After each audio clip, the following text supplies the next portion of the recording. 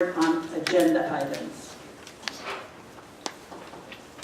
Not. We're going to move on to our superintendent, Dr. Thank you, Madam President. Good evening, everyone. I have 3 items. 3.1 is an update to the Board of Education and public on the status of our capital bond project. And we're going to have Mr. Ramjo, District Clerk of the Works, come and speak to the board.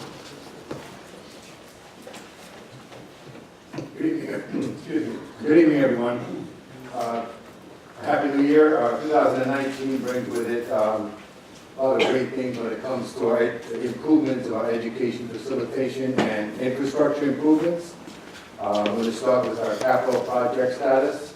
As you know, that what is probably upwards of almost 2 years now, we've put a solid plan in place, and we're currently going through our state quality environmental review, of which recently, through the preliminary portion of the assessment, it was determined that we have a negative declaration.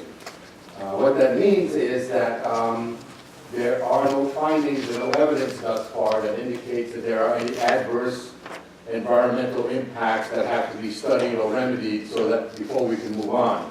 So that's a very positive thing.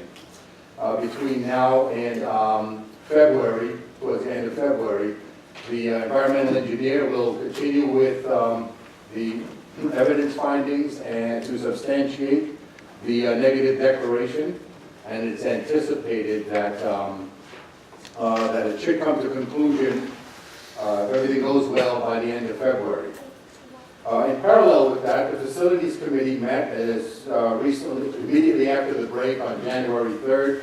We reviewed and collaborated about the communication plan, the capital project campaign communication plan, and there was vibrant discussion and possibilities, and further questions were raised which require further research, and we will be gathering that information and bringing it back to our next meeting on January 31st. Pending the outcome of the secret process and the recommendations of the Facility Steering Committee will determine, will help make the determination about when is the best possible time for us to move forward with our capital bond referendum vote date. So we want to put ourselves in the best, put our district in the best possible position to be successful. Also this evening, as part of the resolution on the agenda, is the second scope of work, which is our energy performance contract, which has been in the planning stage since 2014 and in the review and approval process since 2016. And we're just a couple of steps shy away from the New York State Education Department issuing our building permit. This evening's resolution has to do with changes from, modest changes from NECSD with respect to the original plan and the original contract which was crafted back in 2016. Essentially, there were 3 minor scopes, of which all should have had those specific details and information in your board packets. But there was a few, specifically a fuel catalyzer installation, demand ventilation control, and exhaust fan control, modest savings generated from those, which NECSD sought to delete or eliminate because of the obsolescence of the equipment that these energy-saving apparatus would have contributed to, if you understand what I mean. The lion's share of the amendment is also the decision by the district to exclude Washington Street when that became evacuated. So you see a number of changes that pertain specifically to the document, the tables within the document, and the different items that I just narrated. So, pending approval, your approval this evening, we can look forward to the State Education Department issuing our building permit, which will put us in outstanding shape to pursue financing for the project. And it is hopeful at this point that we can get started on some of the scopes as early as April, as it stands right now. Questions, comments? Mr. Johnston.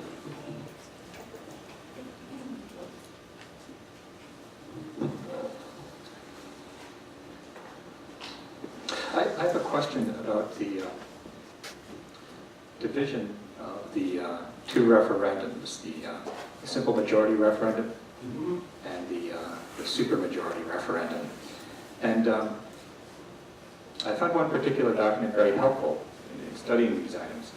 And it's available to everyone now. It's an attachment to the September 25th regular meeting, agenda item 2.4 at that meeting. And what strikes me, the document is an indication of the degree to which different parts of the project are aidable.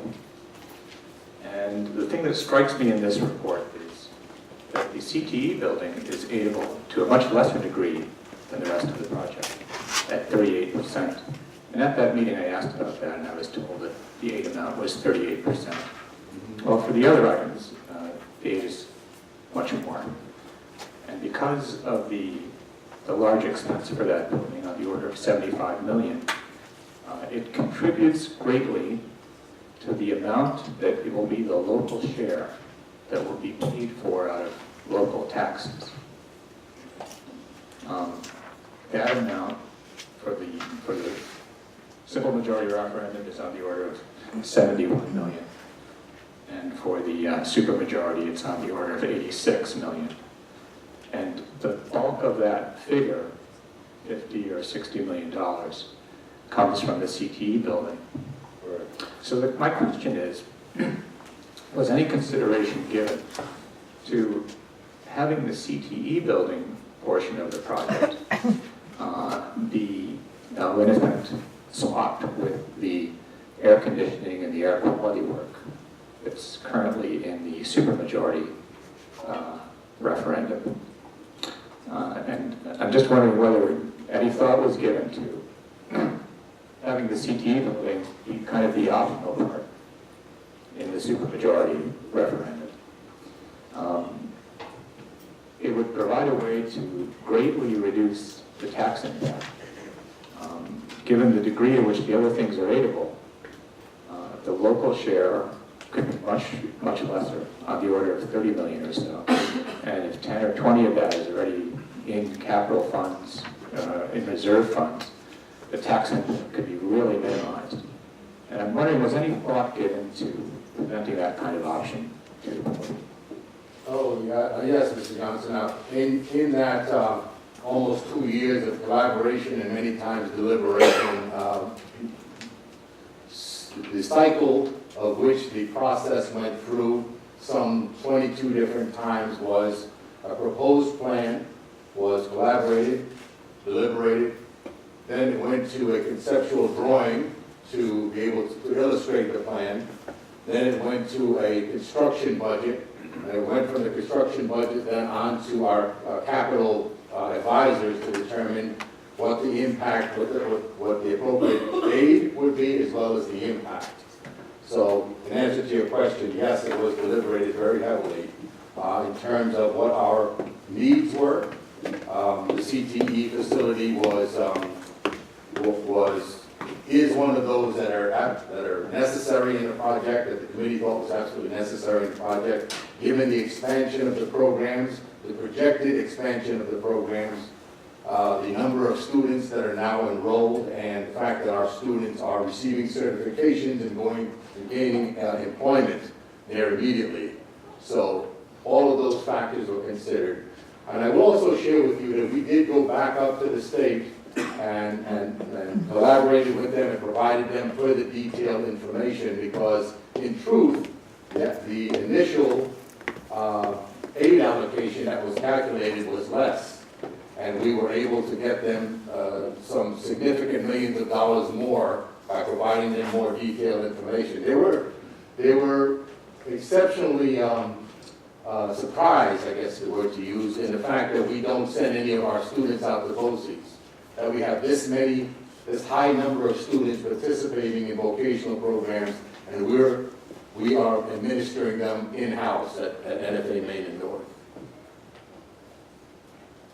So your question about whether that was considered to be put on the second referendum as compared to the first, as compared to the air conditioning? Yeah, correct. Our out of all of the thoughts and collaboration, we looked at things that were discretionary and that were non-discretionary. And whereas we felt strongly about the air conditioning being a necessity, it was something that we wanted to put out separately for consideration. The other piece of this too is that was, in other words, if we were not successful, then we would still get meet the goals of what the committee had decided was important with respect to our educational facilitation. And again, the CTE program fell at the very top of that list. We hope to be successful with both referendums because we see significant advantages of having air conditioning installed in all the schools. And I'll also add that it's more than just an air conditioning component, it's also ventilation and providing healthier environments for the students. I guess there's I guess kind of the crux of my concern is that the impact on the taxpayer received consideration. Now, we all know what the tax levy is currently. We all know how much we charge and get paid by taxpayers in the district. We all know it's $111 million. And the part I'm concerned about is that we're putting forward a proposal, and the bottom line, that's $70 or $80 million. That's a big chunk towards opting into another year's worth of taxes in one shot. And I know how the math works. I know it gets divided over 30 years, 8 years out.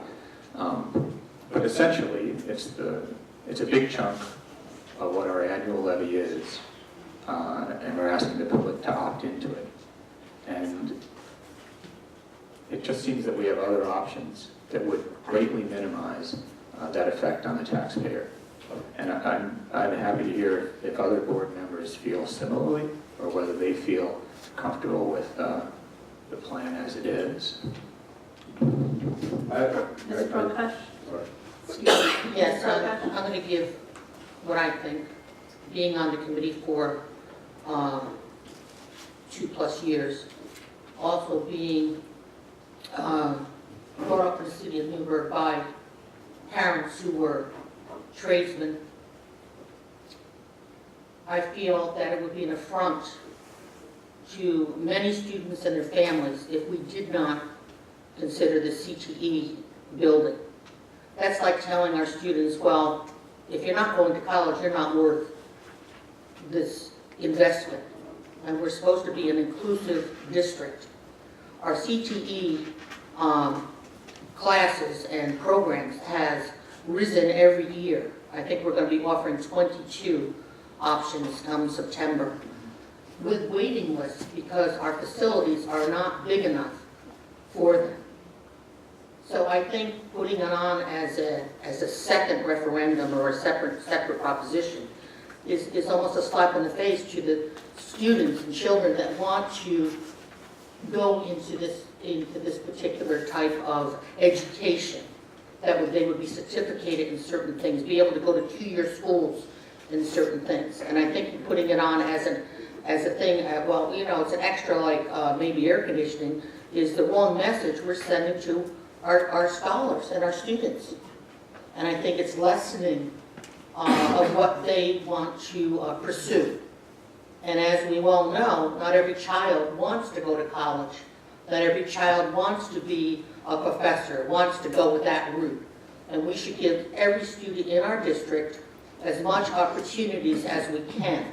We don't have a BOCES, but we have a program that many BOCES look at right now as being stellar. And I think we have to go forth with that.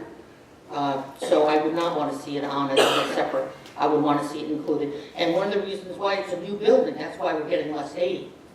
It's not because, you know, it's, I don't want it to be thought of as because we're doing this as a, you know, for second-rated students. We're not. Many of these students are very high students academically, and they just are choosing to go into these different fields.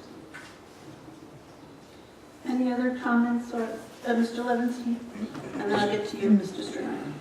So, I agree with Ms. Brokash in a lot of respects.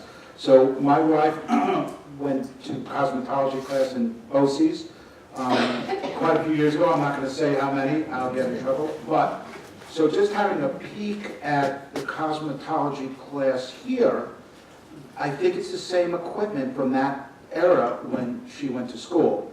So I certainly think that if you wanted to not build a new building, you need to renovate, and that's the only one I'm familiar with, but I don't know if the other classes, the other trades that are taught are similar, but it certainly would be better for the students to have a more modern and up-to-date vocation training, and I don't know how that compares with if we said, okay, we'll shut it down and send everyone to BOCES, what that cost would be for each student in transportation and that. So I'm certainly of the mind to go forward with the CTE building. Mr. Stringer? Maybe I was hearing two different things. From what I saw, from what I heard, Mr. Johnson was talking about the taxpayer implication. Correct. Regarding the proposal. If it was swapped somehow, would it go over the 198 on the first one? It probably wouldn't. It would probably come down. You'd have maybe more room for taking some of the number 1 and number 2 items on the list for repairs. And then if you swapped it to the CTE building to the second, I'm not sure how that would affect the overall tax number, the burden to the taxpayers, but you might actually get, if you swap more in the package than you would if you have it the way it is now. That's what I think I'm hearing. But how hard is it at this point to swap something like that? Are we too far down the road to do that, or are we still in the position to, if we did swap it, you could add more items to number 1? I think in answer to your clarification of Mr. Johnson's question, it has to do with the amount of aid that goes along with swapping it. As he pointed out, there's less aid, generally speaking, there's less aid attributed to new construction. The air conditioning piece had more aid attached to it. The totals, though, are different. And answer your question, that's something that we'll have to bring back to the committee to discuss further. At this point, and again, with respect to the tax impact, we have done due diligence and then some with working towards maximizing aid in both propositions, everything that's possible to be able to bring the taxpayer, any tax increase to the local share down as low as possible. Right now, there's no tax impact. It was 9 years. Now that we've turned over to January, it's now no tax impact for 8 years. And when the debt starts to be repaid, as it's calculated now, there is a $6 impact per month for a house assessed at $250K, which is our medium assessed house. I distinguish that between value, because there is a big difference. And for the air conditioning, because the payback is less, is a less amount of time as compared to the new construction. New construction, you get 30 years to pay it back. The air conditioning is a less amount of time. So that tax impact is approximately $5. So combined, the tax impact for both propositions is approximately $11 a month. Are there any other questions? Go ahead, Mr. Stringer. I constantly check the website for updates on the capital bond, and it's always telling me come back soon. I do come back soon, but every month for the last 6 months, we really need the public. If we want them to buy in, we need more than just this, because it's important. I certainly agree. It was taken down for the sake of redoing the slides and to provide more detail, and it is hopeful that before the end of the week, they'll be back up there with intricate illustrations to show exactly what scopes are being done for each facility. Any other questions or comments? Go ahead. Just one, that I would say that I think it's quite important if we're going to ask the public to approve something that costs this much. There should be a very clear explanation about why it is that we're doing it and what we're expecting to change if it gets done and what the result will be. That needs to be quite clear. That's all. Thank you. Yes, Mr. Strickland. One other thing I noticed, I was going through a couple of the pictures, that when the CT building gets built at the corner of Gidney and West, the ball fields, it said it was a one-phase thing. We're going to get moved to a new location. I believe it was on West, where that the older white building is. But the cost for that was never factored into the budget for the bond. So if it's not, are we going to have a separate fund to rebuild the ball fields, or is that going to be rolled into the bond? There is site work budgeted for that area. The actual movement or the footprint of the CTE building, the exact location of it, hasn't been exactly determined at this time. It's going to go there, and it may require that the ball field be relocated, or it may not, depending on what the excavation concludes. Surveying site work as far as the best possible location to locate the CTE facility. So that's a yet to be determined. But in terms of having resources budgeted for the site work, yes, there is in terms of the CTE building and everything that's located with that, and we are drilling down into that further to provide you with the answer, because you had asked us that question earlier. So we have it called out to Colombo Group, who provided us with the budgeting for the project.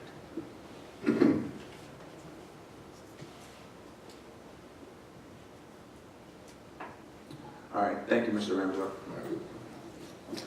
Item 3.2 is an employee recognition, and I'm going to ask Mr. Nick Canaveses to come up. He's our director of the Newburgh Teachers Center. Thank you. As the NTC coordinator, I represent our policy board. Our policy board supports the pursuit of the National Board certification, along with the district's incentive support also. So on behalf of the Newburgh Teachers Center Policy Board, I'd like to introduce Ellen Hart and Kathleen Young to recognize this year's National Board Certified Teacher, Sharon Kennedy.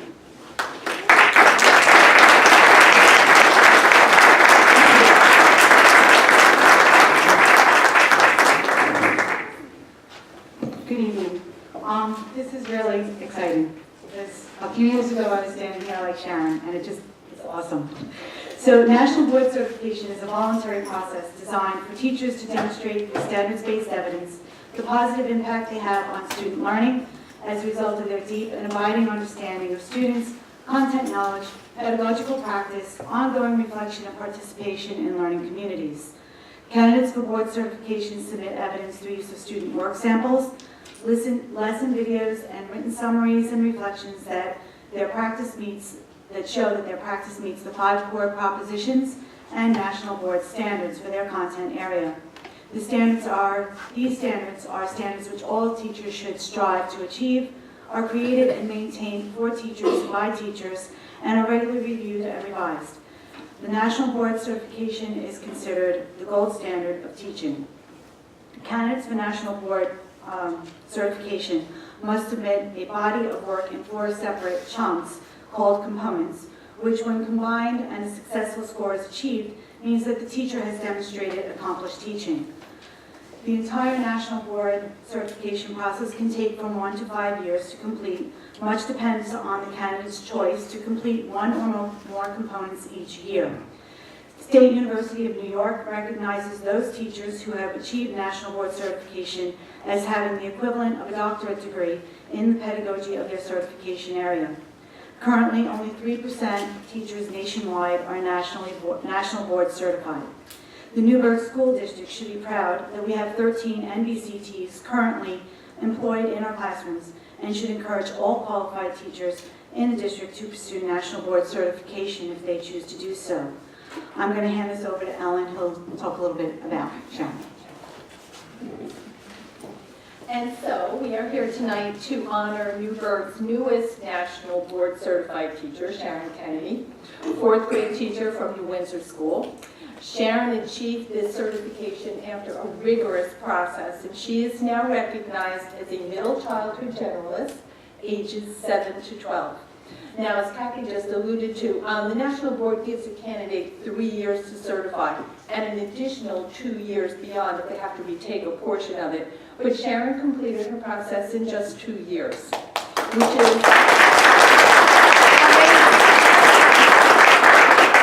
it is a remarkable achievement, and she is very deserving of this recognition. She has demonstrated a commitment to the teaching profession, a commitment to her students, and a desire to reflect upon her own teaching with the purpose of growing.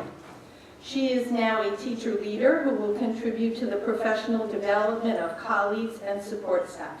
And I can tell you from personal experience, all of the support providers, Sharon worked hundreds of hours in order to achieve this.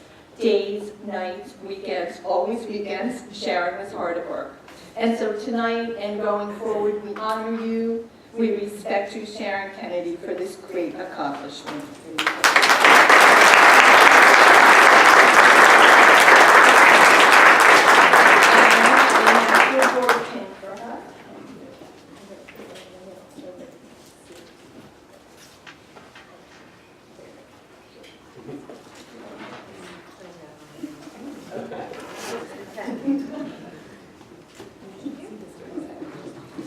Okay, and you can.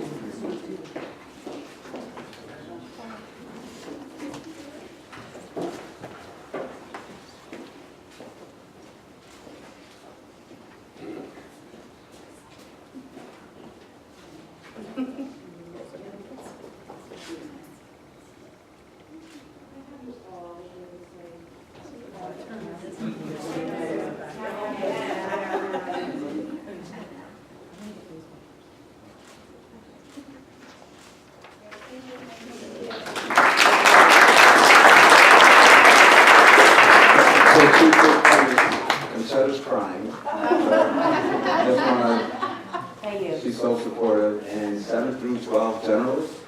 1 through 6. And 1 through 6? 1 through 6. So is middle school in your Yes, future? for yes. Coming south. Sorry, Windsor. Sorry. Thank you very much. Taking this one too.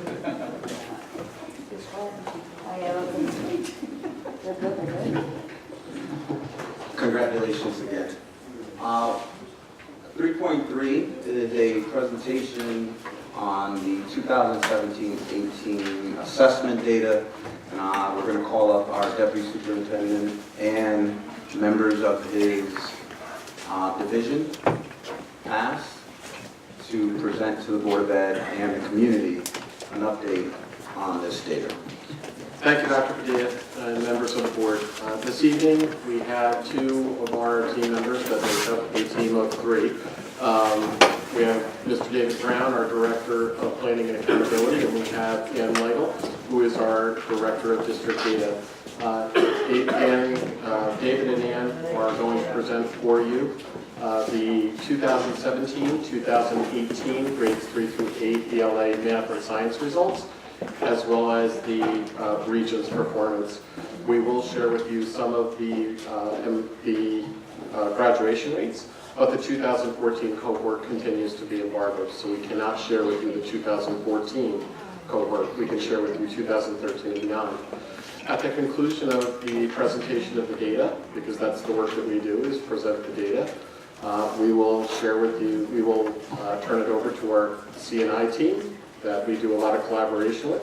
And Dr. Spindler and Ms. Felice will share with you as a result of the data, this is what we're doing about it. So at this time, I'm going to turn it over to David and Ann, and they will enlighten you with the new data that we have to present. Good evening, everyone. So we're going to start out with the grades 3 through 8, ELA, math, and science assessments, some results and trends. We'll take a look at Regents results and trends, and then take a look at the graduation rate. One of the things we wanted to have everyone note is that Commissioner Aaliyah always puts asterisks on any time when there's changes to the New York State assessments. So the one that is listed on the data.nyscd.gov website is as such. Due to the state's two-session test design and performance standards, the 2018 3 to 8 ELA and math results cannot be compared to prior year's results. The new baseline this year will establish comparisons with student scores in 2019 and 2020. So just know that every year the test has changed. We're not supposed to compare them, but she continues to do that in all of her presentations, so we're going to continue to do it here also. I really do know how to use a clicker. Let me acclimate you to the layout of the slides before we get into the results. In the center, you'll see the all students. It's a 4-year trend, a line graph. Below that, it's broken up into 5 subgroups. In the upper left, the results are broken down by grade level. Those are just for the 17-18. And on the far right, 17-18, that is broken up by the subpopulation. So you can see the number of students tested, number of students who passed, levels 3 to 4, and then the percentage. Ann's going to talk to the data.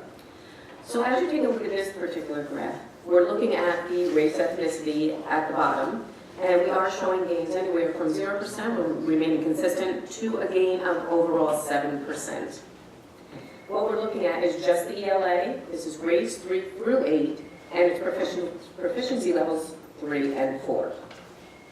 So as we move on, the next slide is going to show you the students with disabilities, our English language learners, and our economically disadvantaged students who have grown 4 percentage points overall.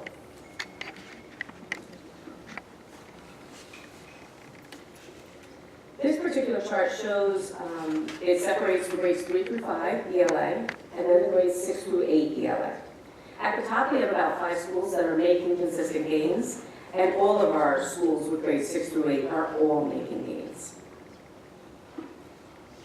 So this is the math results, same layout. Not as nice as the ELA, but still making some progress, steady progress in each of the subgroups. Our students with disability and English language learners are not making the gains as are all students, very slight. And as the ELA data showed, same thing with math. There are some schools that their performance varies, and other schools are showing consistent progress. When we take a look at our science assessments, we're looking at the 17-18 science. This is grades 4 and 8. And there's also the grade 8 regions. Just so that just as a note, the 8th grade regions are taken in lieu of the 8th grade science tests. So those are on our students. And one of the things that you'll notice is that our science scores are decreasing. This chart again, we're really showing that some schools' performance varies from year to year, while others do remain consistent.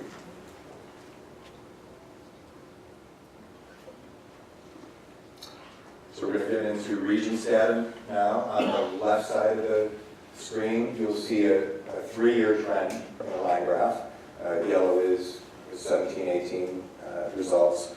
And on the right side of the screen, it's the 17-18 results broken down by subpopulation. And it's a little difficult to see.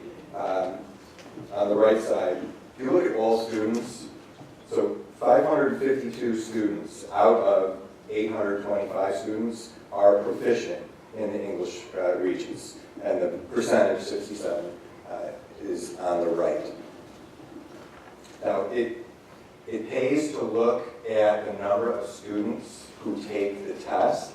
If you look at the American Indian subgroup, the Asian subgroup, 80–90%, it looks wonderful. As compared to the other groups, it is wonderful. However, only five students qualify as Native American who took the test. 21 Asian students took this Regents.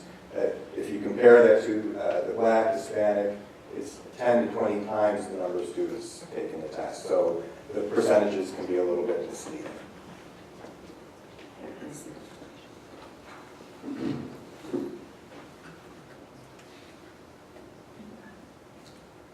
Can you guys help me go back 2 slides? Oh, there we go. Read Algebra 1. So if you take a look at our 3-year trend, we are showing decreases in the Algebra 1. But as we take a look at geometry, we are making increases. So from 16, 17, 17, 18, we increased by 4 percentage points. Algebra 2, some nice results from past years. And in our global, we're making some steady progress. Just to note, there are some gaps between our subgroups. U.S. history, somewhat consistent. But again, as Ann just said, here also, some variations, some gaps between subgroups. And our living environment is showing a decline. Earth science is pretty consistent. But again, there are gaps with our subgroups. And our chemistry is steadily increasing. Now, we thought about the group have to talk about physics. No, we didn't. Yes, we did.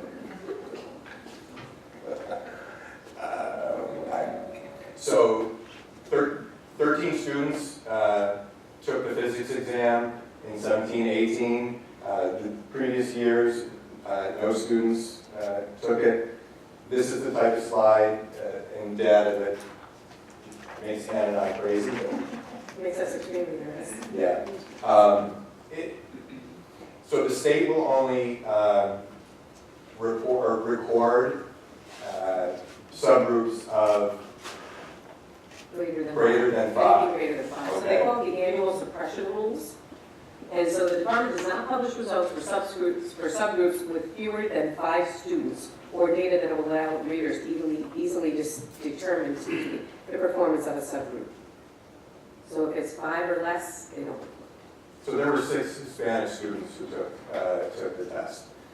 If you dig a little bit deeper, you'll see there were 5 white students, and it can give you a headache. So just in summary of the 17-18 Regents, steady growth in geometry, Algebra 2, and chemistry, consistent performance in Algebra 1, global, U.S. history, and earth science. Areas to explore, Common Core English, and living environment. So this particular slide shows our graduation rate. The state has tracked a 4-year graduation rate, a 5-year rate for that particular cohort, and a 6-year rate. You'll see the note at the bottom. So it starts with the 2014 cohort.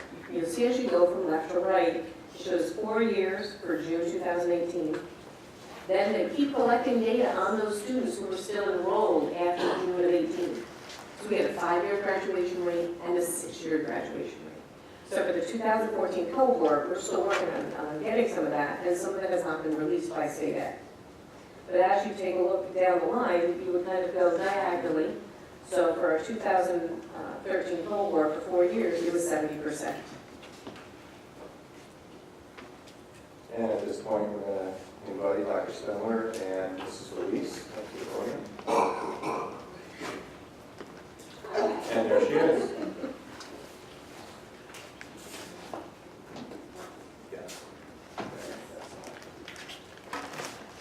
board members, colleagues, community members. I'd like to share with you the elementary side of the house when it comes to grade 3 to 5 ELA and math data. With ELA in grades 3 to 5, students demonstrate several strengths and areas of need.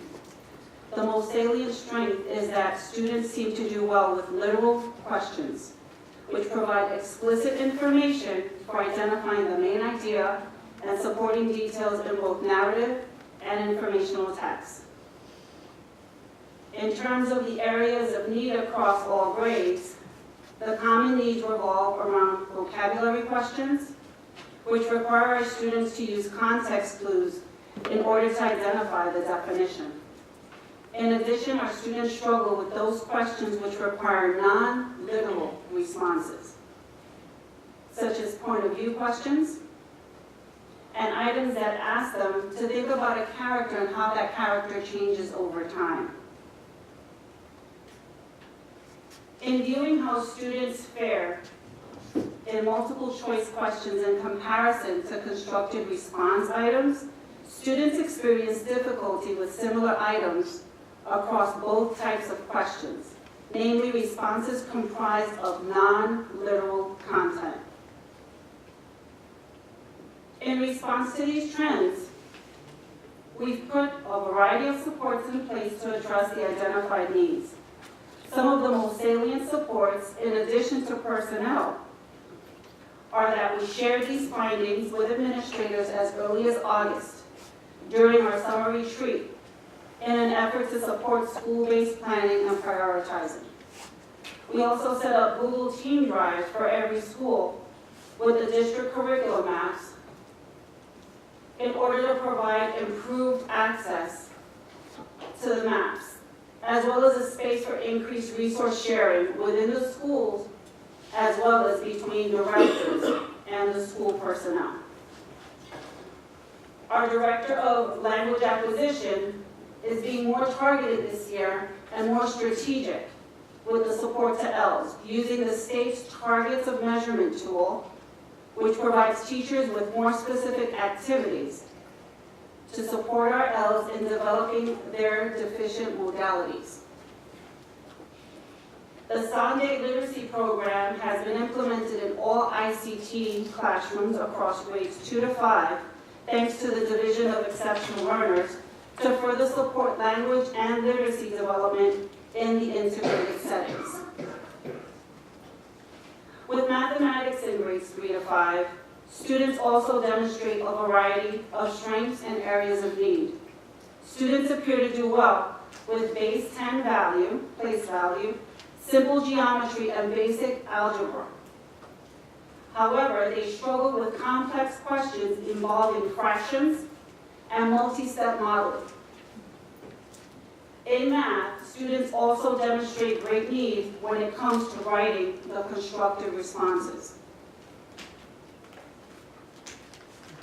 As a result, we have also put a variety of supports in place to address the math needs of students. Here are the most significant supports the district has implemented this year has been taking Go Math to scale. Across grades K through 5, students are experiencing both the print and digital supports. There we go. No. I'm trying to go. Sorry about that. There we go. Across grades K to 5, students are experiencing both print and digital supports of the program, as well as a consistent intentional use of manipulatives in problem solving.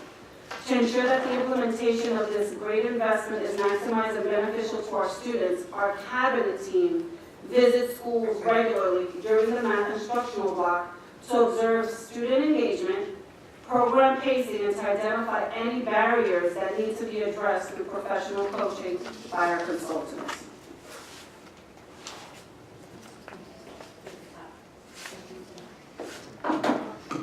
Good evening. Thank you for this opportunity to present the secondary CNI supports. Principals and directors were given the data and we had multiple opportunities to analyze trends across the district, as well as look at specific building strengths and areas of focus.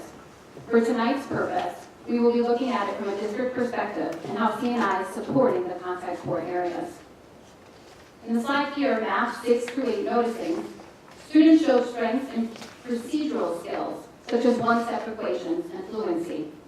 Overall, faring proficient on introductory standards and concepts, but less proficient when asked to solve multi-step equations, apply complex reasoning to solve real-world problems. Another noticing is when students are addressed in prior year standards, they are having difficulty reaching proficiency. Therefore, an important focus to analyze curriculum from after the exam to the end of the school year, and to understand and include the finals, for the finals to include standard-based questions and create common assessments across the grade levels. For grades 6 through 8 ELA assessments, our noticings are that overall grades 6 and 8 show strengths in the standards relating to reading for literature, while 7th grade shows stronger strengths in reading for information. Further analysis showed that students were performing the lowest on test items that included academic vocabulary built into the questioning. For example, personification and conflict. Questions that required more complex and critical thinking, such as identifying the most important, or to synthesize or analyze, students performed lower proficiency. Yet, they were proficient on explicit, or what I like to refer to, right there responses. Our ELA and math supports, principals and teachers reviewed the analysis of the data. They have a shared team drive of resources. They identified academic vocabulary, units of writing relating to argumentative writing, provided more resources for informational and central text, digital resources that include the Irony Instructional Arm, News, ELA, and APEX, department-level meetings for vertical articulation, PD around middle school redesign with a focus on instructional strategies. Moving on to Regents, ELA supports and strategies. The Regents exam is designed to measure students' literacy with an increased focus on text, hence the development of close reading strategies, vocabulary development, and an increase in independent readers workshop model. Regents math support and strategies. The math exams and the new algebra exam include rigor and around procedural fluency, conceptual understandings, and application of real-world problem solving. Particularly in algebra this year, across the campuses, there was a focus on creating common assessments and analyzing the results collectively as a department to inform instruction and further develop assessments. They had targeted PD and instructional strategies and the workshop model. Regents social studies support is there's a focus on aligning the curriculum to the new framework, designing common assessments, having a shared resource file, vertical articulation meetings, practicing the 6 core skills aligned to the new framework. Again, creating common assessments and common lesson planning. Regent science support and strategies. Science has decided to embed ELA strategies such as the close reading, embedded academic vocabulary, and comprehension skills within the science department. They also embarking on standard-based common assessments. I went to my thank you slide a little too early, but thank you. This concludes our presentation for the evening. Thank you for listening, and please let us know if you have any questions. Board members, any questions or comments? Yes, Madam President. Go ahead, Mr. Howard. Madam President, I got to be honest with you. I'm a little disturbed right now with some of these numbers, and the numbers that bother me the most are the numbers of the kids of African American descent and Latino population. Those numbers somewhat disturb me when I look at the assessments and the proficiencies, and we see 40%, 45%, 50%, 55%. I don't think only one area, and with African Americans, was over 70, almost 71%, I believe. But those numbers are very disturbing to me because it's saying that it's a certain part of our population that is not really getting or getting what they need to be successful. Now, I understand a lot of these supports that are being put in place are great items, and I'm hoping that they're going to try to effectuate these numbers, but I'm just disturbed with those numbers. I mean,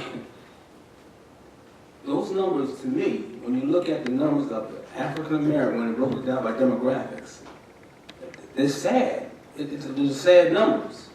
And I understand we're doing things here to address those issues, the interventions and things, but at some point, we got to go to where the kids are. And I know there's differentiated types of learning, how the kids learn differently or different studies, but I know that a lot of the decisions we make as board members should be driven by data. And this data here shows that this certain populations are not being, the needs of these populations are not being met. And I just want to know, I know the work that we're engaged in, but I just had to say it, these numbers are very disappointing to me. Ms. Prakash and then Mr. Walker. I agree with a lot of what Mr. Howard is saying. And what I've noticed as I read through it and also listened tonight, that a lot of the things that we're seeing is a lack of an understanding of academic vocabulary. And I think that starts down on, we're talking kindergarten, pre-K, kindergarten, first, second, third grade. And I really want to see us explore of what are we doing? What is the curriculum for teaching vocabulary? Because even up to the secondary level, we see it's academic vocabulary. If you don't understand the vocabulary when you're doing math, reading, science, whatever, you're not understanding what is being asked.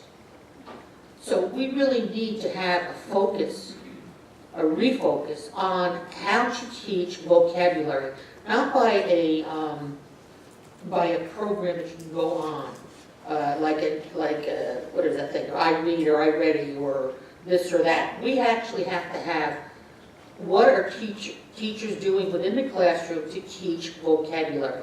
And it has to be a type of thing that's built from pre-K to kindergarten upward. So I really like to see what are we, first of all, what are we doing?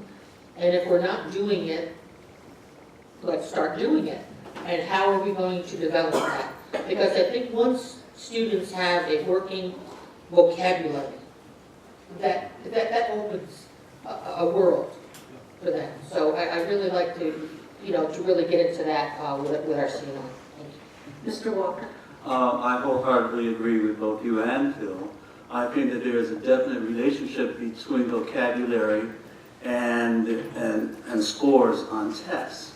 I don't think that, I know I'm agreeing with you when I say I don't believe that students should be given a vocabulary book and told to memorize certain words, but instead to learn to interpret the meaning of a word within its context. Therefore, the text that a student is given, I'm not saying that this is not being done already, but the text that a student is given should be the primary springboard for that vocabulary learning. And also, when we're talking about learning writing about literary concepts, they have to know, again, what are the literary concepts, what are a writer's tools, where do they appear in a given story, and how to write about them and compare them to others. And I would like to see what textbooks are being used to push forth those ideas. I would also like to know what textbooks the students are reading. Are they engaging the students, number one? Because if the student isn't engaged, it's going to be lost. And I know that from experience when I thought I was teaching the heck out of this one book. And this kid raised his hand and said, Mr. Walker, you're killing me. You're killing the class. I was just like, what do you mean? This is Scarlet Letter, this blah, blah, blah, blah, baby mama drama, No, we hate it. What you want to do? Color purple. No, I'm not teaching that. Why not? I'm a dude. I can't handle that. That's not fair to us. That's what they said. That's not fair to us. If it's not fair to you, then I know who teaches it. I'll ask them how I should teach it. And I did. And it was a continued success for my remaining career, that engagement. Mr. Strudano. I hear vocabulary from Ms. Prokash. I agree. The kids need to read, not close reading. Read the same thing over and over again. I have big problems with close reading. If it's what I see it is, you have to read a book. You gotta read all the time. You gotta go to the library. Kids gotta learn how to read entire books, all different types of books, because when they get to the test, if there's a topic on the test, some of these paragraphs are pretty long. You gotta write long responses. If you're used to reading a paragraph at a time, and then on the test you gotta read 3-4 paragraphs, you're done. We have to get back to reading books at a young age. It doesn't start in middle school. It's got to start when they're 3 years old. You don't read one page and then stop with a kid that's 2 or 3 years old. You read the whole book. If they want to stop, you say, no, we're finishing the whole book. I think we've gotten away from reading books and valuing books, not some screen with some words on it and then they play a game. Mr. Johnston. I have to throw in my plug for reading too. I agree wholeheartedly with Mr. Walker and Mr. Strudiron about the importance of reading and finding works that are engaging for the students. I think that there's probably nothing more valuable than being able to help a student find something that they're interested in reading. Because if that happens, your work's done. If the student finds something that they want to read, that's mission accomplished. And I think everything else will work itself out if that can happen.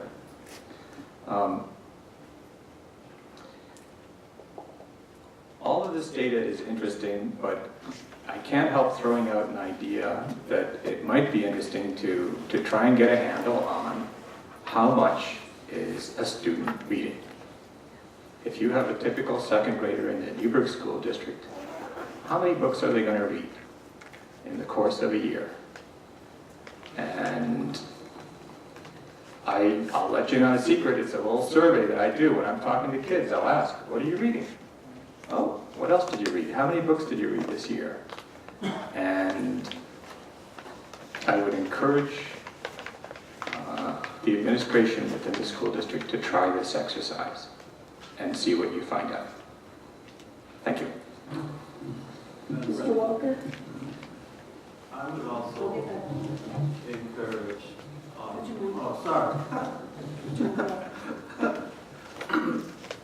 I would also encourage the district to look into, Lord, I forgot what I was going to say.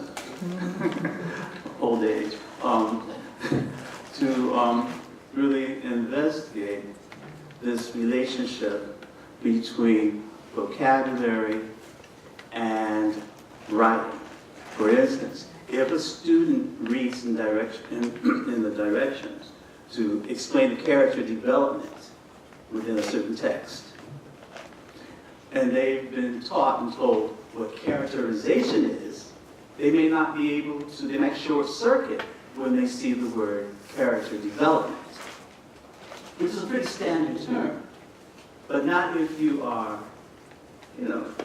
12 to 17 years old. Also, I would like to see students read more essays to learn how to take them apart, to learn vocabulary. They're short. They can be dynamic. And particularly with building, deconstructing them, can help them as well as, again, build a vocabulary. Mr. Howard? Yes, Madam President. So I agree with my colleagues and a lot of the things that they're saying. one key component of it is what's happening at home. Our teachers can do a yeoman job with what they do with the children when we have them in school. But I think what we're failing, what we're not doing enough is getting the parents engaged into this process. Because as much as a teacher reinforces and instructs a child to do X, Y, and Z or go home, if it's not being reinforced at home, that's where we lose children. And I'm going to tell you this, in a district as large as ours, to have a family and community engagement department of one person is not the answer. We've tried it for years, we've tried it, and it's not the answer. With the population that we deal with, we need a stronger family and community engagement teams that can go out and get these parents involved and engaged with the education of their children. And I'm going to tell you something. Because I dealt with these children over at the Armory and some of the mentoring I do. A lot of these kids don't have anybody at home to mentor them or to reinforce or to enforce certain things that we take for granted as far as reading at home and doing the things that you need to do at home to be successful in school. I think it's something we need to try to do. Look outside the box. Find a way to identify these kids early and get these kids the support that they need to be successful in the school system. There are a bunch of children out here that do not have support systems at home to do what they need to do. We as a district, we need to be able to identify those children through family engagement. Understanding that there's nothing at home, or there's nothing at home supporting these children or the child to be successful. Because of that lack of support at home is not a reason for that child not to be successful. We need to go above and beyond and find support for these kids. And it has to start early. Someone said, you can't start this in middle school. And if you wait till high school, they're done. This starts early, K through 2. And we need to be able to identify these kids and get them the supports that they need. Like we say, our decisions are based on data and it's data driven. The data will show that the kids that don't have that support system at home are more likely to be not successful in school. So we need to find a better way to grow our family and community engagement department and just get out there and help these kids out. Mr. Stringer. Just a couple of notes I took down as the presentation was going. With the region scores, I noticed that we have problems at the ELA and science with regions, and we don't have a writing or a math lab at Maine. I don't believe we have one. Has there ever been consideration of starting one there? It's a real big resource at North, and I know a ton of kids go there during lunch and free periods, and it would be a big resource for the kids at Maine. There was recently Regents help at North.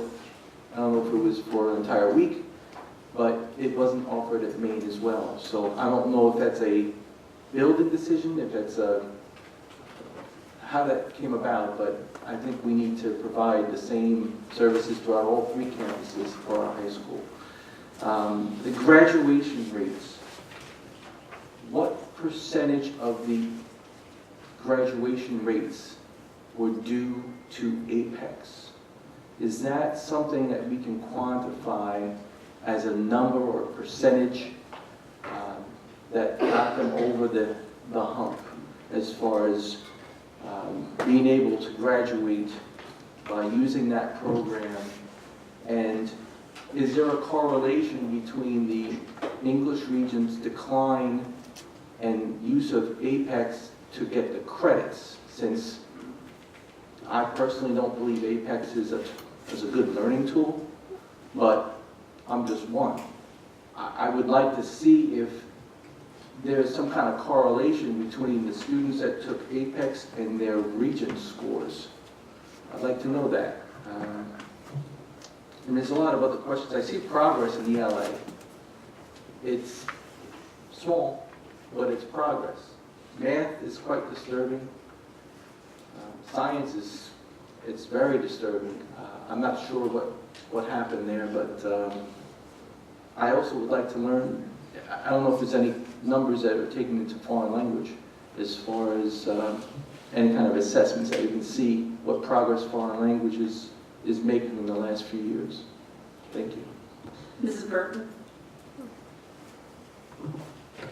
So I'm going to take a different approach on this, and I'm going to want to piggyback on what Mr. Howard talked about in terms of family dynamics.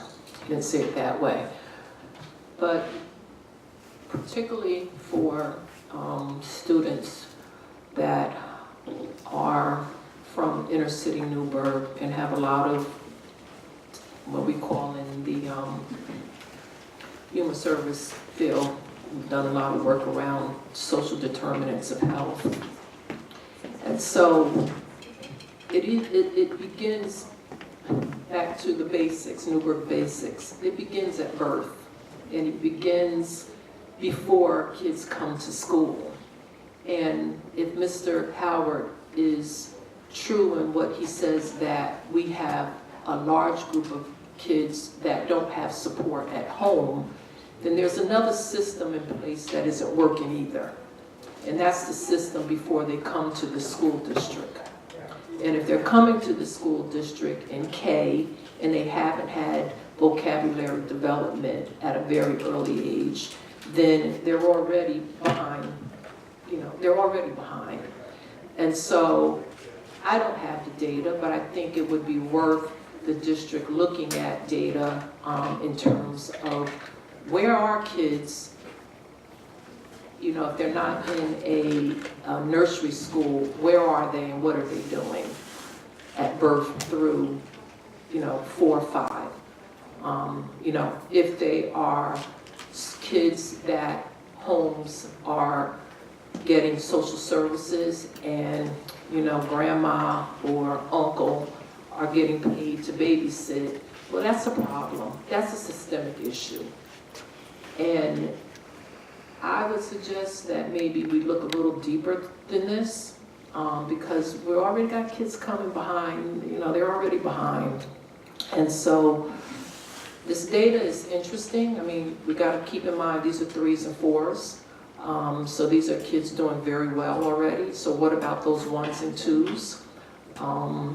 And I would also suggest that we have to be careful about data, unless you're going to look at all the implications, because there are quite a few in this data we're looking at. When you really look at it, that we can clearly just overlook, but there's a lot of other implications in terms of science and math. I mean, as regions, as the numbers of people, of kids of color, particularly of Black, they clearly were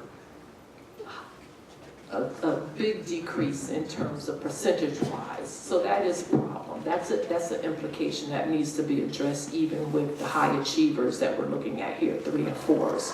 Why aren't our kids going into regions? I don't know if it's because of whatever, but there are other implications to a lot of this. So that's just a couple of my comments. Mrs. Santiago. I don't talk often.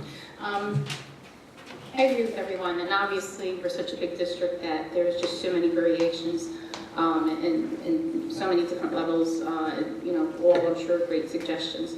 A couple of things. One, I wonder, one of the comments that was made earlier, the programs, the iReadies, the Go Maths and so forth, I wonder if in the future you'd be able to share, how they help each level, like not just the 3s and 4s, but do they help all the kids across the board easily? 1, 2, 3, 4s, would be able to break it down by subgroups, not by subgroups, but by the levels. I don't know if that would be a possibility further down the road. That's one. The second one, I just want to bring up, I was at an interview once, and I don't remember which interview. It was an interview for a director in the school district. I think she was a consultant. I don't know if she was full-time for a district, and I don't remember the district, but I'd be happy to try to figure it out with you, Mr. Burgess. She shared that in her school, in the school district where she was working, I think maybe White Plains or somewhere along the line, different groups had different, were doing different things to increase scores. And the one thing, looking at the data that they showed, that that she took away from, that they found, was that actually giving just the first period, I think, of just some not downtime, but just catch-up time or something along those lines.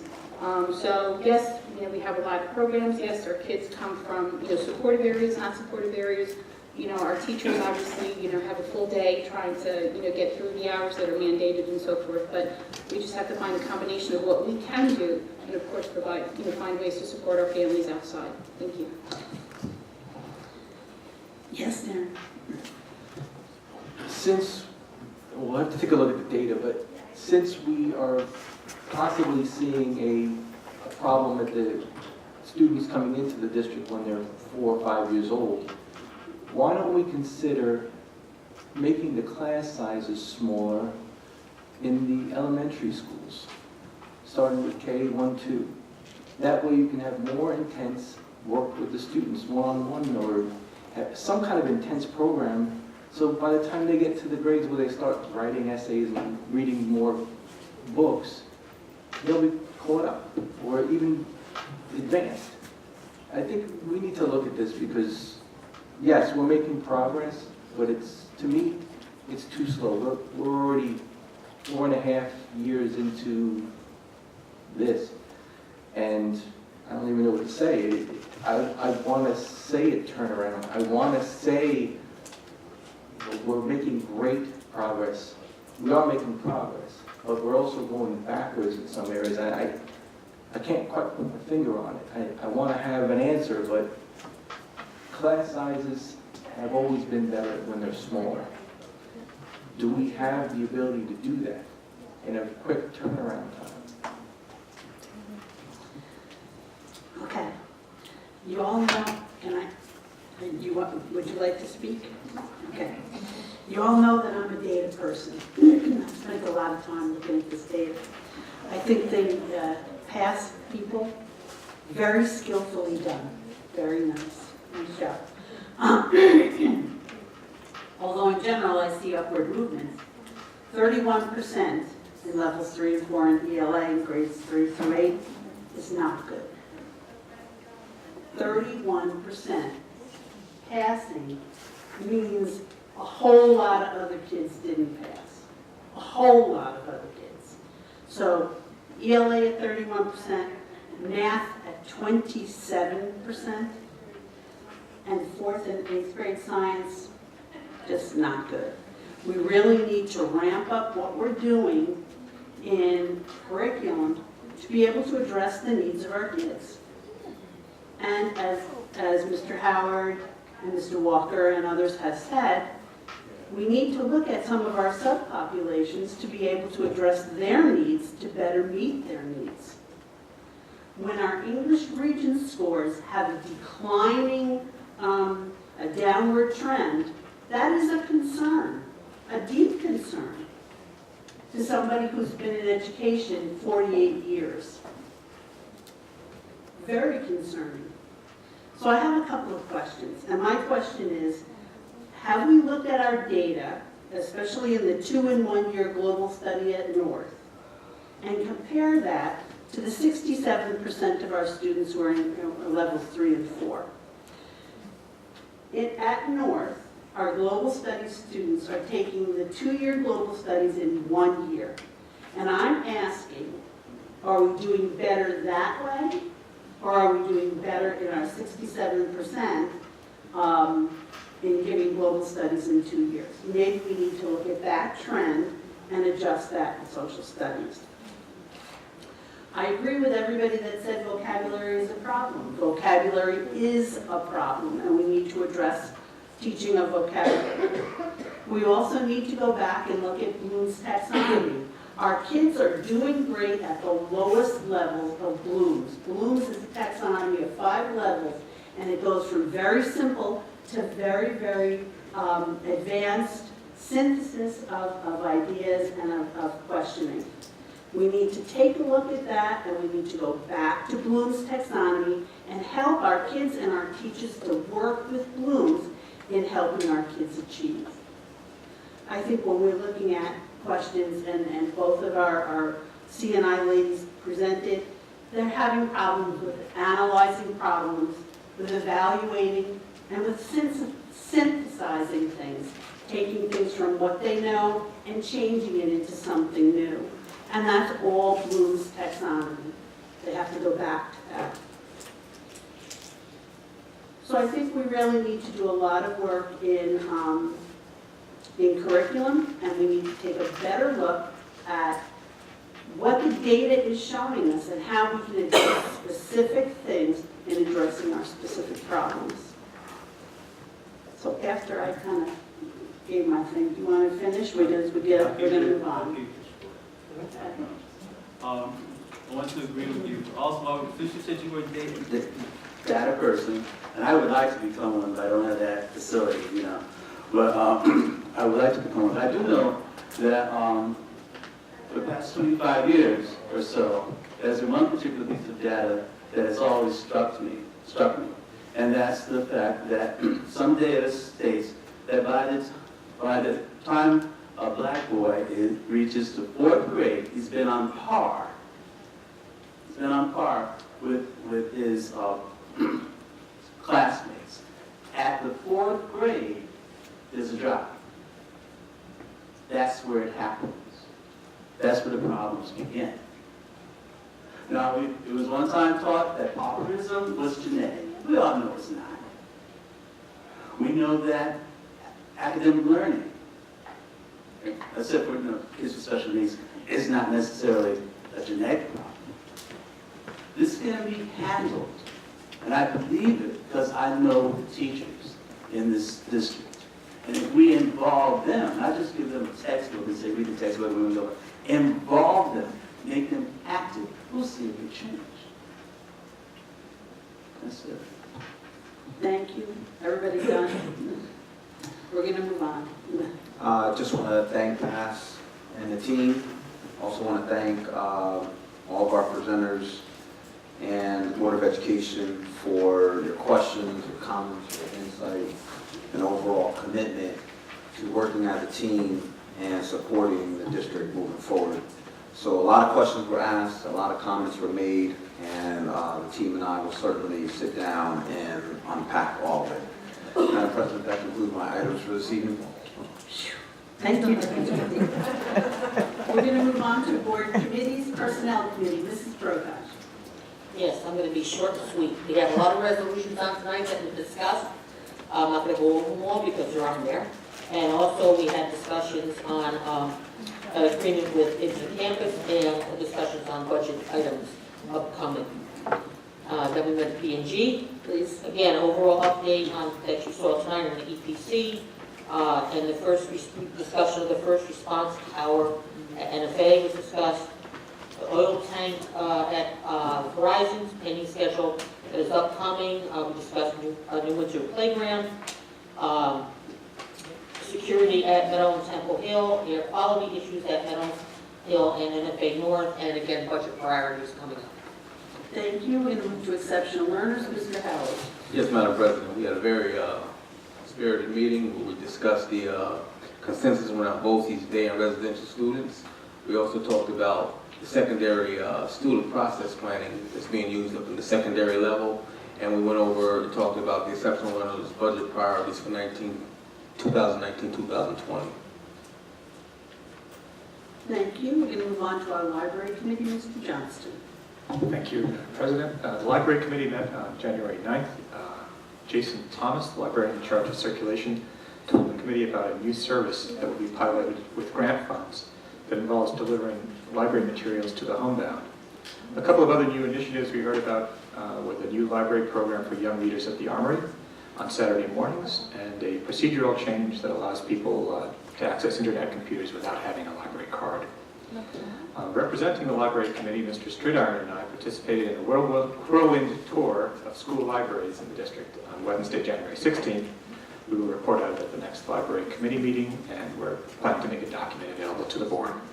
Thank you to all the librarians and administrators who showed us around and answered our questions. Thank you. Thank you. I'm going to do Curriculum Committee. All of the items on the agenda were discussed, as well as We talked about professional development update, RTI AIS. We talked about vertical team meetings on the elementary level. We talked about a change of course name, which is kind of important, and we had AIS program discussion. And then again, we talked about the committee budget priorities. And you'll see we have a lot on the agenda today. So we're going to move on to our Deputy Superintendent, Mr. Forget. Thank you, Madam President. This evening I have one resolution for your consideration. It's a resolution to authorize the superintendent to execute an agreement with Infinite Campus. I'd like to entertain a motion, please. Questions or discussion? Yes, Mr. Levinstein. So the Infinite Campus is the student information system that we use and have been. And I noticed on one of the things on the contract, the district to survey various stakeholders to identify usage. So I was wondering, how does that go about?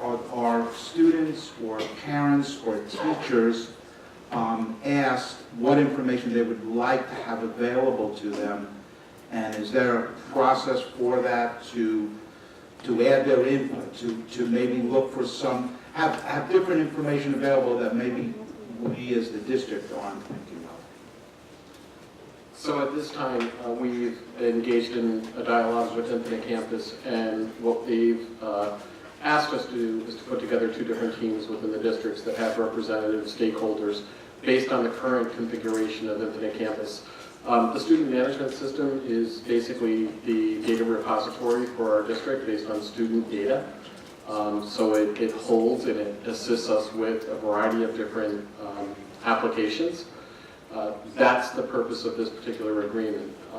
Surveys will go out to the users of the system to determine their capacity and their ability to utilize it, as well as working with a variety of people to make sure that the programs are up to date based on regulation and policy. That's why it's called a reinvigoration. I believe what I hear you requesting is a consideration for when we look towards the parent portal. Are there different ways we can expand that particular usage? We would definitely have that conversation with Infinite Campus to include a variety of stakeholders in how do we increase that particular piece. Any other questions or comments? Yes, Mr. Strider. Part of this process, is that going to include possible revamping of the attendance system within Infinite Campus? Because I suggested this before, having a system where each of the students has a card. They have to either swipe or whenever they come into the building, whenever they go into a classroom, whenever they leave the classroom, because attendance is a must. If they're not in the classroom, they're not learning. So we need a system in place by September because what we have now is not working. So I believe we heard from our board president as well as our superintendent that they agree that that's also a priority. They made that a priority for our team, and our team has gone out and done some research. There's a company called Scholarship that came in and did a presentation last week to a variety of different stakeholders. I was unable to participate in that particular session, but the feedback was tremendous. Scholarship also works with a variety of other school districts that also utilize Infinite Campus as its student management system. This particular opportunity would allow our students for access into the classrooms. They would scan themselves in. We have the ability to have them scan out as well. And if an individual student is walking down the hall and a security monitor happens to bump into them, this system has the opportunity for that security monitor to pull it up on their iPad if they have an iPad and say, oh, here's your schedule. Where are you right now? Where are you going? It's a pretty in-depth system. It's got a lot of links to some of the safety projects and initiatives that we're working on. So we have not had a chance to sit down and do the debrief on that and to determine the next steps, but we're very, very excited about that possibility. However, the student management system has to be reviewed and updated. We're working with Infinite Campus to make sure that all of our individuals are trained on the proper input of the data, because that's got to be a priority as well. So we're doing a couple of different things based on what you asked. That's great to hear. Is it also possible in Infinite Campus to have electronic referrals? There is a section of Infinite Campus for the referral system. We currently do have an electronic referral system though. It is done through Education Vistas. So our student referral system goes through Ed Vistas, and data is being collected on that as we speak and has been for the past couple of years. So at the middle school level, there are no paper referrals? Disciplinary referrals. Yes. I believe they are still at the point where they're using handwritten, but they're being transcribed into the electronic referral system. But it will be explored. So all of these things, I mean, we've done a lot of work over the last several months, vetting various top vendors for student management systems. So part of what you see tonight in this resolution is an opportunity for us as Infinite Campus is one of the key national vendors is to, are we maximizing what we have? And what level of training needs to take place, because we have new employees and we have employees who have been in the system for a while and really need to be updated on some of the new things that are happening. So whether it's at Vistas or Infinite Campus, there'll be things that we're going to explore as it pertains to that question. So as a follow-up to that, it would definitely be more data-driven to know the disciplinary referrals in an electronic system. You can get that information immediately, types of referrals over a week period, whatever you want to do. So I think it's very important to have it implemented by September. That was the major conversation that we had when we met with each of the student management systems that visited our school district. Was it's not just having the data in the system, it's the opportunity for a variety of different people to pull that data out through reports so that they can read it and understand patterns and trends that are occurring and then react to it. That was one of our big hopes. It shouldn't be difficult. It should not be difficult to go through and pull data from about a variety of different places. We want one central reclamation center that where we can pull it from, and that's what we're working towards. Any other questions or comments on this item? Yes. So in terms of the multiple users using the data and pulling the data, is there a centralized system where, I mean, for example, are there very specific questions that need to be answered by folk who access the data so that they can then report on, and then who do they report to? So what we're talking about is the actual system that houses the particular data. Once that data is housed and you pull that data, that's where a variety of different questions could be answered or asked depending upon the type of data that you're looking at. So if you're looking at student achievement data, if you're looking at perceptual data and surveys, yes, there are different types of questions that you would ask depending upon what you're trying to research or study. There are sources that we've used. I know Dr. Spindler is currently working with representatives from Duchess BOCES to secure training for administrators and for data teams in the schools with regards to a program called DataWise out of Harvard. It's a very well known program that's used across many of the school districts locally. Dr. Spindler could probably speak more to it at a curriculum committee meeting. We also have a variety of different processes that we use. We've had training on data-driven dialogue. We've had training on using Paul Vanberg-Santoro's model, all that came in with Race to the Top. So I think that people have an understanding as to what to ask when. I think we just have to formalize that, refresh everyone, and set the expectation that when you look at this data, make sure you're looking at it with how will this add value to a particular student's life. Any other questions or comments? Thank you. Yes, Mr. Walker. Yes, I would just like to know if you can answer this. What extent do teachers play in giving input, including data? So I will defer that to both our CNI people in 1 second. We are in the process right now of creating a professional learning community pilot where we are working at Meadow Hill School, Gardnertown, NFA North, and Temple Hill, where we are starting with What are the interventions, what are the programs that we're working on collectively school-wide, and then identifying through teacher representation at those tables, kind of what are the look-fors. If we were to implement XYZ strategy, what would we be seeing in the classroom? What would the teacher be doing? What would the student be doing? What would the administrators be doing? And once they identify that, what's the professional development that we provide across the entire school so that everyone has the capacity to do it? And then the the administrators, when they do their walkthroughs, they go in and they look for those look-fors. And then they debrief and they discuss with the faculty. These are the things that we were hoping to see. We saw it generally across all the classrooms, or maybe not. Do we move forward or do additional professional development? Did we see a particular teacher that has an effective practice that we would like to bring to the forefront and have them share how they do it in their classroom? So we're looking for that professional learning community in the use of that particular data as we move forward in the pilot schools to go district-wide next year. Thank you. Any other questions or comments?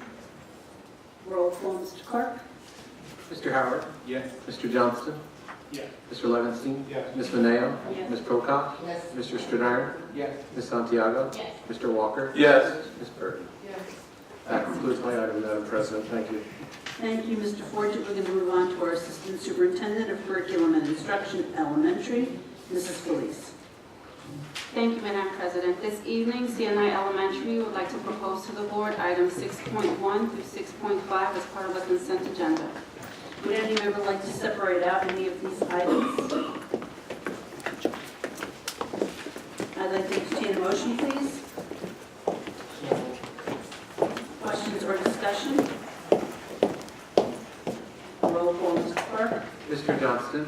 Mr. Levinstein? Yes. Ms. Mineo? Yes. Ms. Prokop? Yes. Mr. Strider? Yes. Ms. Santiago? Yes. Mr. Walker? Yes. Ms. Burton? Mr. Howard?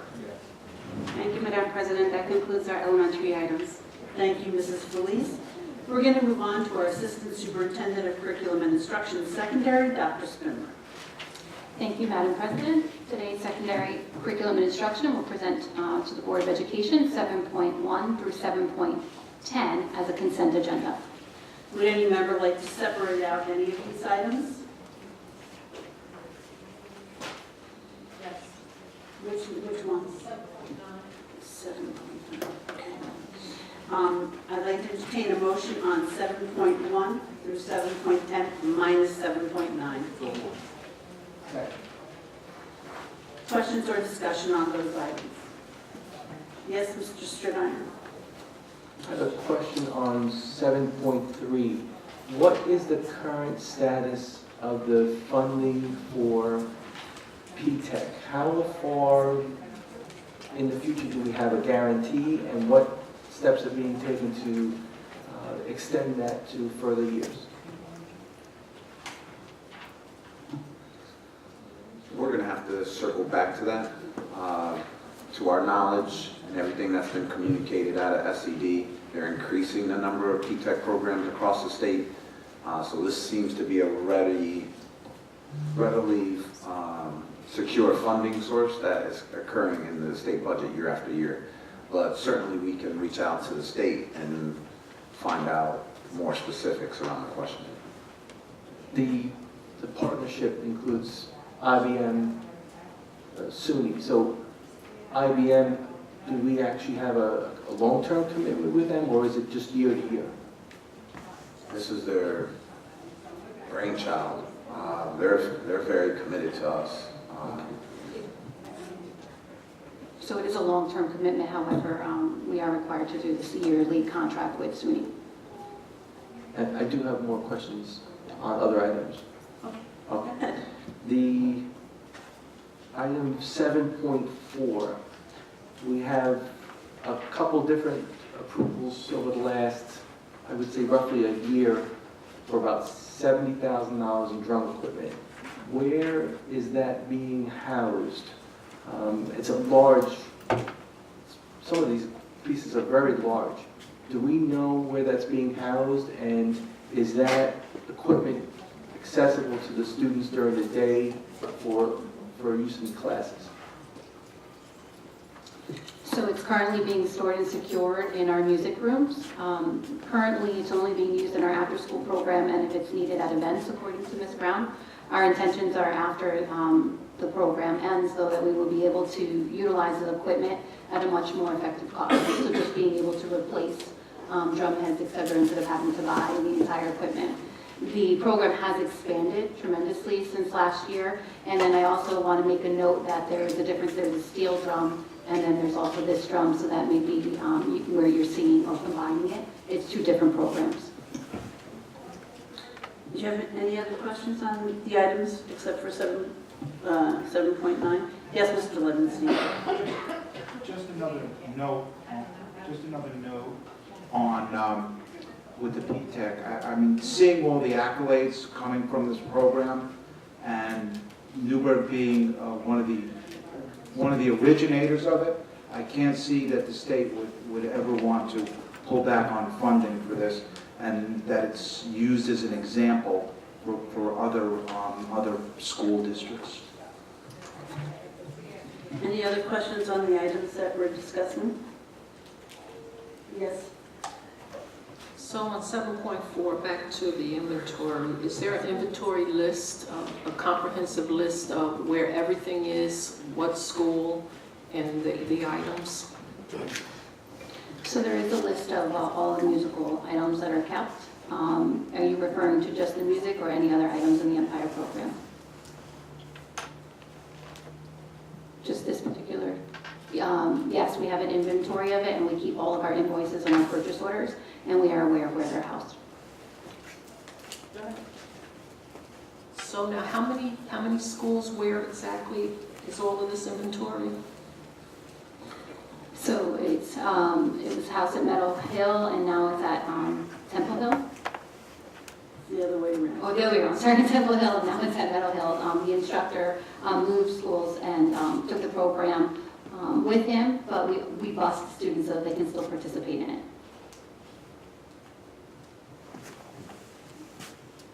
Any other questions or discussion? Roll call on those items, please. Mr. Levinstein? Yes. Ms. Beneo? Yes. Ms. Brokaw? Yes. Mr. Stridiron? Yes. Ms. Santiago? Yes. Mr. Walker? Yes. Ms. Burton? Mr. Howard? Yes. Mr. Johnston? We're now going to item 7.9. I'd like to entertain a motion, please. Questions or discussion? Ms. Burton, do you have questions? Yeah, I'm just curious about the entire program. I have no idea what it is and why are we paying for the two locations. And is there a class schedule? It just seems very open-ended. So just overall explanation of what it is. Is it a grant fund program?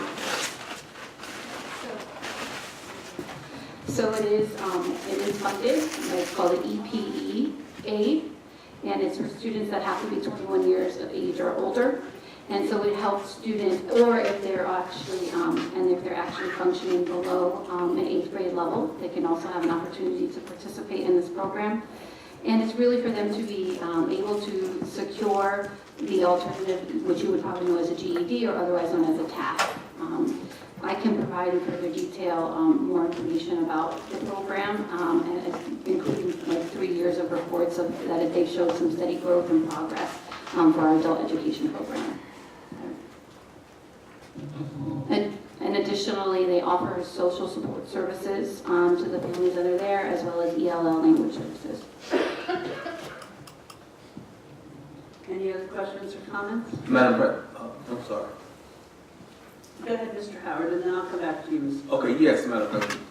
I would love for us to have a report on this, some type of data to let us know, because I'm curious, how are the young people selected for this program? Are they recruited? Do they come? Is it a process where they go out and they come to us, or how are they? Because I know there's a large population of kids that they're not kids at 21, young people that fall into that age bracket that can use this program. And are they being actively recruited, or is it being advertised? We'll provide an update in a weekly. Okay, thank you. Ms. Burton, have any other questions? As long as we get a comprehensive update, I'm fine. Thank you. Any other questions or comments on 7.9? Roll call, Mr. Clerk. Ms. Maneo? Yes. Ms. Prokop? Yes. Mr. Stridiron? Yes. Ms. Santiago? Yes. Mr. Walker? Yes. Ms. Burton? Yes. Mr. Howard? Yes. Mr. Johnston? Yes. Mr. Levinstein? Yes. Dr. Spindler. That concludes secondary curriculum instruction items this evening. Thank you. We're going to move on to our Assistant Superintendent of Exceptional Learners, Mr. Bayer. Thank you, Madam President. I have one item this evening. It's the recommendations for the CSE and CPSE committees. I'd like to entertain a motion, please. Questions or discussion? Roll call, Mr. Clerk. Ms. Prokop? Yes. Mr. Stridiron? Yes. Ms. Santiago? Yes. Mr. Walker? Yes. Ms. Burton? Yes. Mr. Howard? Yes. Mr. Johnston? Mr. Levinstein? Yes. Ms. Maneo? Yes. Thank you. That concludes my items this evening. Thank you, Mr. Bayer. We're going to move on to our Assistant Superintendent for Finance, Mr. Kern. Thank you, Madam President. Good evening. Finance would like to present tonight for a consent agenda, items 9.1 through 9.8. Would any member like to separate out any of these items? Yes, Ms. Prakash? Anybody else? Okay, I'd like to entertain a motion on items 9.1 through 9.8 minus 9.6. Question or discussion on those items? Yes, sir. On item 9.3, do we have an approximate number of how many students are attending the district that are outside of our district? I'll get that information for you. I'll update in the report weekly this week with the exact number of students that are in foster programs that come into the district. Any other questions or comments on those items? Roll call, Mr. Clark. Mr. Stridiron? Yes. Ms. Santiago? Yes. Mr. Walker? Yes. Ms. Burton? Yes. Mr. Howard? Yes. Mr. Johnston? Yes. Mr. Levinstein? Yes. Ms. Maneo? Yes. Ms. Prokop? Yes. We're going to move to item 9.6. I'd like to entertain a motion, please. Questions or discussion? Go ahead, Ms. Brooks. Yes, my question is, I know we've been pursuing a digital literacy program for quite a while, and we were within getting it once, and then it was put out to an RFP. I would like, if we can, if we vote for this, if we actually vote, put it out for another RFP, because it says here that reject all proposals, supposedly because it was up to cost, but I'd like to really, investigate a little bit more to see what the cost was, because we talk about reading, we talk about literacy, and one good way, one of the ways is to have a digital library, basically. We also have one school that doesn't even have a library. So I would like, to go forth, if we're gonna say we don't want these, to put it out for another RFP and really try to get people to, to put it forth, and we can discuss it more.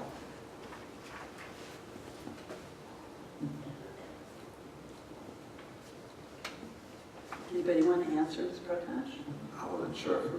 Because I said it was too much money, but we didn't know how much it was compared to the other one that we're gonna get, so we're gonna reject this at least. We can Let's put consider it out an again. RFP in the future. Excuse me? I said we can consider an RFP in the future. I don't want to consider it, I want to say we're going to go get an RFP in the future. In the future, an RFP will be solved. Okay. Okay, any other questions or comments on 9.6? Yes, sir. Would it be possible for us to see the RFP as published by the district? Could that be made available to us? We'll put it in the weekly. Thank you. Any other questions or comments on 9.6? Roll call, Mr. Clark. Ms. Santiago? Yes. Mr. Walker? Yes. Ms. Burton? Yes. Mr. Howard? Yes. Mr. Johnston? Yes. Mr. Levinstein? Yes. Ms. Maneo? Yes. Ms. Prokop? You love me, please, yes. Mr. Stridiron? Thank you, Madam President. That concludes the items for finance for this evening. Thank you, Mr. Kern. We're going to move on to our Assistant Superintendent for Human Resources, Mr. McLemore. Thank you, Madam President. On the Human Resources agenda, I have items 10.1 through 10.9 for your consideration. Would any member like to separate out any of these items? I'd like to entertain a motion, please. Questions or discussion? Yes. I have one question on 10.8. I know we said we want to recruit program now, including appointments, but I just want to double check. Students that take this on AAS are specifically geared towards the tube, right? So that to get to trees. And also, is there transportation for these students to go? What item are you talking about? It's not 10.5. Oh, thank you. To get home from it. Is there transportation provided? For this particular program, yes, there is. Okay. As all the other AAS programs after school. We only have one. You don't have one at mental health too? Not for positions, but for the approval of it. But we've had approval of it. It's not on the agenda. Not on the agenda. Yeah, it's on the past agenda. But there is transportation to go home. As far as I know, yes. As far as, okay. So perhaps we can have something in the weekly that tells us, yeah, what programs to have after-school programs and if they have transportation or not. Thank you. Thank you. Any other questions or comments on the HR agenda? Yes, Ms. Burton? 10.6. So I think I asked this question once before about the middle school intensive support program. I'm really curious in terms of how it's being implemented at South Middle School, and considering the assessment data we just saw, South Middle School is one of the lowest performing schools. And I'm just curious in terms of how that is being implemented with, and who are these kids? How many are we talking about? Because these low performing school, high need school, what kind of intensive support is being provided that could be handled during the school day? I'm sorry, I didn't get the last part of your question. I said, what kind of support is being provided that couldn't be handled during the school day? I mean, you're talking about kids that are struggling, and yet you're asking them to stay after school for an intensive support program. What is it that's happening after school that couldn't happen during the school day? Thank you. Currently, I'm working with Dr. Vaughn and her administrative team to design what the middle school intensive program will look like. So right now, we're running the program through Temple Hill and Meadow Hill. Heritage is next on the list, and then South Middle School will be shortly after them. We are identifying students that have not have passed 3 or more core classes. We want to make sure that they also meet the attendance requirements, and we're going to give them support in the skills that they've learned up until September to reiterate and reinforce those skills to close the gaps, with the intention that they'll be able to pass the school year and reduce retention rates. So these are students who already were identified as failing, so we hope we will work alongside with the teachers, guidance, and administration to actually target specifically where, what units, what particular standards that they were not able to achieve in the first 2 quarters, and then do that focused approach with them so that the gaps in the learning, we hope to close them so that we're not having to wait until summer school to reach those students. Any other questions? Go ahead. Yes. Wait, I'll come to you in a second, Mr. Howard. Let Ms. Burton get another question. So you're expecting kids that have not done well the first 2 quarters of a school year, and then offer them a program 1 hour, 3 days a week for them to catch up. I mean, it just really counterintuitive for me. I don't see how that's going to happen. And maybe I'm wrong, but if they're not faring well in school during the school day, what is going to propel them to stay after school in an intensive academic program to catch up. I just don't see the rationale in that. So additionally, we hope to help support them with some of their study skills strategies and their organizational skills. We also have built in some social and emotional support for the students as well, because social workers will also be assigned to this program. Additionally, if they're able to achieve 10 of the 12 days in attendance, there is a culminating event for the students, so that there is a reason for them to want to attend the afternoon program. Mr. Howard? Yes, Madam President. To Dr. Spencer, you said something in regards to attendance component. Yes. So if a student is failing and it's related to attendance, is there a mechanism in place to let that child and that parent know that you're failing and your attendance will not allow you to be able to participate in this intensive program? Is like a red flag put up saying, listen, this child is failing because of attendance, so we might let them know he's too close to that cutoff line and you're not going to be able to participate in a program that's going to allow you to get the extra help that you need to pass this course? So the middle schools are embarking on the Good to Go system that you've probably heard from the high school level, where we identify students in their 4 core, how they're progressing. Included in that is their identified discipline referrals and attendance. So there is tiered support strategies that are given to those students, which might include home visits, counseling, other things. So they're receiving supports, but just not this particular program. Any other questions or comments on these items? Yes, Mr. Johnson. Thank you, Madam President.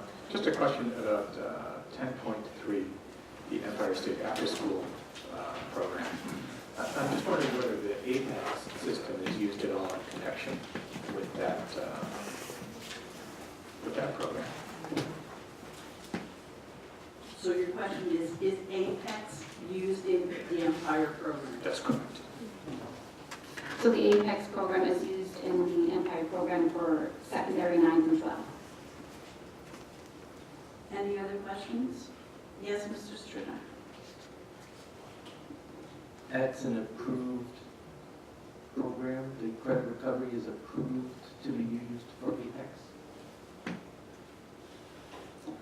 So I just want to clarify that we use the right terminology.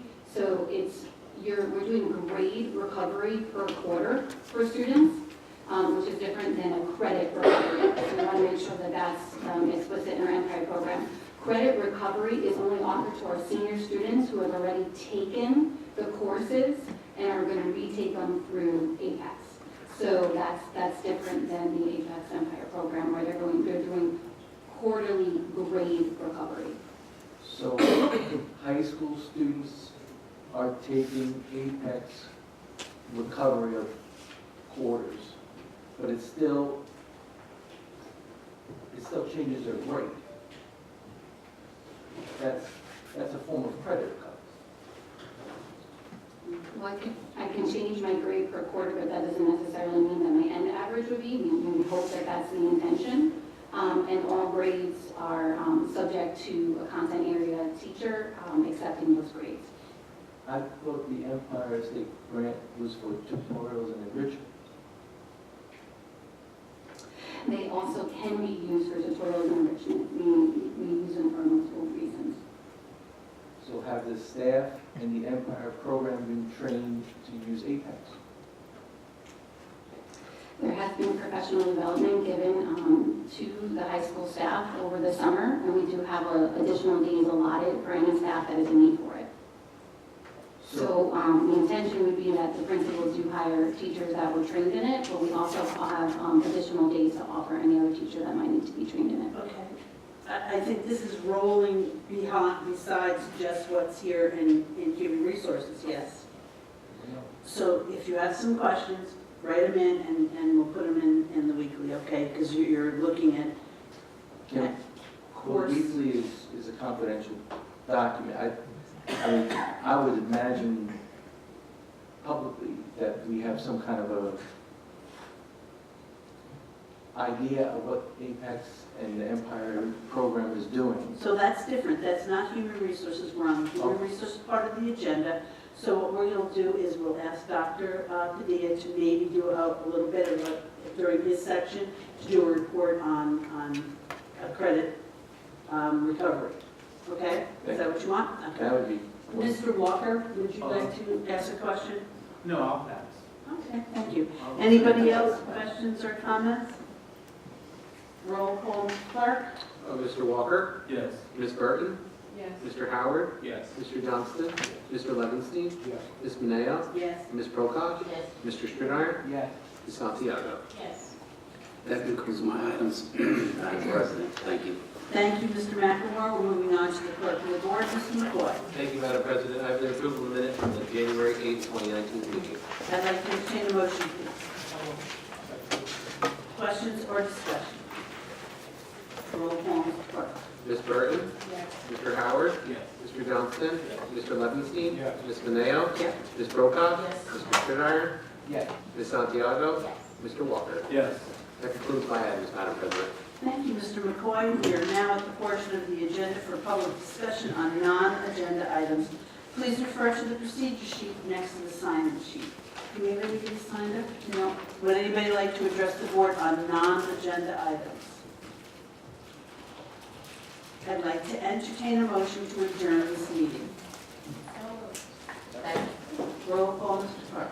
Mr. Howard? Yes. Mr. Johnston? Yes. Mr. Levinstein? Yes. Ms. Mineo? Yes. Ms. Prokop? Mr. Strittmatter? Yes. Ms. Santiago? Yes. Mr. Walker? Yes. Ms. Burton? Yes.